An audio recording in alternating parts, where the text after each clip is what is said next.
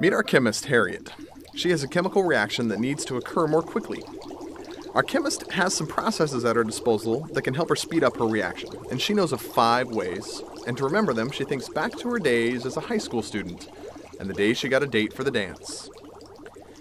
Harriet was in high school studying between classes. She had lost track of time and was going to be late to class. Unbeknownst to her, Harold, who was just around the corner, was running late too. They both sprinted to class, and as it happened, sprinted directly into one another. Now, this was no small collision. They ran squarely into one another in such a way that he knocked the books right out of her hand. "I'm sorry," he said. "Let me help you with your books." He kindly helped her recollect her belongings and politely offered to walk her to class. And you'll never guess who went together to the dance later that year. Yep, those two. So as we can see from this example, the key to getting a date for the dance is to collide with someone and knock the books out of their hands. Now, you're probably already aware that not all collisions lead to dates for the dance, thankfully.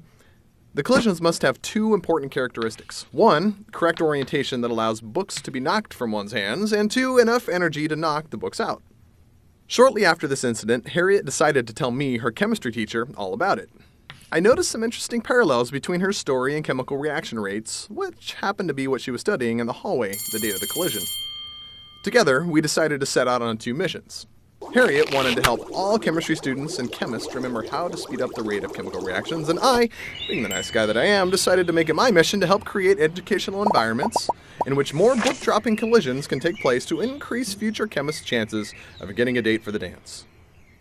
In order to facilitate this improved dance date-getting process, I propose 5 changes to all schools that parallel Harriet's 5 ways to increase chemical reaction rates.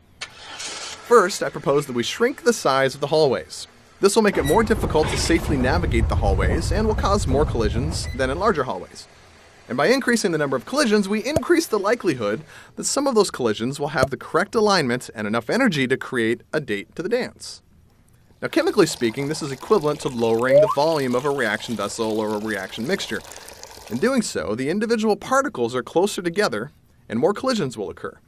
More collisions means a greater likelihood that collisions with the appropriate energy and configuration will happen.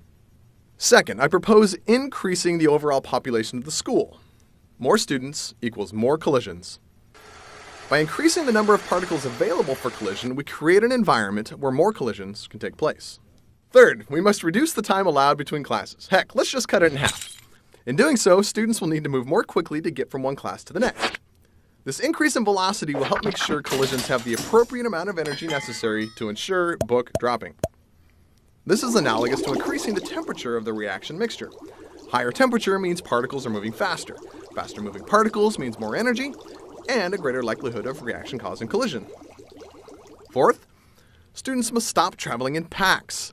By traveling in packs, those students on the outside of the pack insulate those in the middle from undergoing any collisions. By splitting up, each student has more area exposed that is available for a collision from a passing student. When particles travel in packs, the surface area is very small, and only the outside particles can collide. However, by breaking up the clumps into individual particles, the total surface area is increased, and each particle has an exposed surface that can react. Fifth, and finally, we hire a matchmaker. Is this colliding and book dropping too violent? Is there an easier way to get a date that requires less initial energy? Then a matchmaker will help with this. The matchmaker makes it easier for a couple to get together by coordinating the match. Our matchmaker is like a catalyst. Chemical catalysts function by lowering the activation energy. In other words, by lowering the energy required to start a reaction. They do this by bringing 2 particles together and orienting them correctly in space so that the 2 can meet at the correct configuration and allow a reaction to take place. So to sum up, if a future chemist wants a date for the dance, he must collide with another person and knock the books out of their hands. And if a chemist wants to make a chemical reaction occur, the particles must collide in the correct orientation with an appropriate amount of energy. And both of these processes can be accelerated using the 5 methods I've described.